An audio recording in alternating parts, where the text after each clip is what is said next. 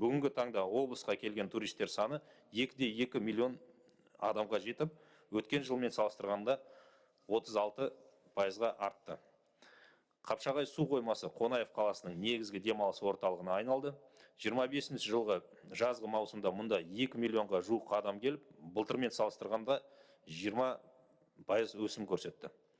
Ағымды жылы Freedom Holding компаниясының қолдауымен номер 5-ші қалалық жағажайда ауқымды абаттандыру жұмыстары жүргізілді. Құны 83 миллиард теңге болатын Ақтас үстіртіндегі Ойқарағай тау шаңғы курортын кеңейту жобасы жүзеге асырылуда.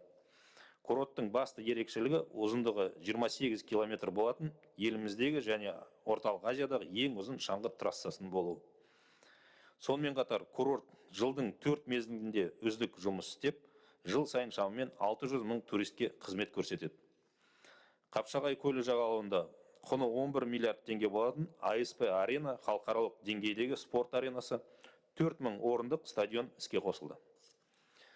Мұнда ауданы 20 мың шаршы метр болатын Орталық Азиядағы ең үлкен мұз айдыны қонақтарды қабылдауға дайын. Облыстың туризм саласы үшін Қайынды және Көлсай көлдерінің ерекше маңызы бар.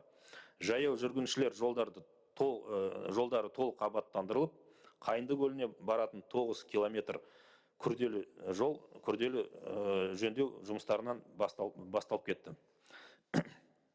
Іле өзені жағасында көшпенділер қалашығы әкімдіктің теңгеріміне алынды.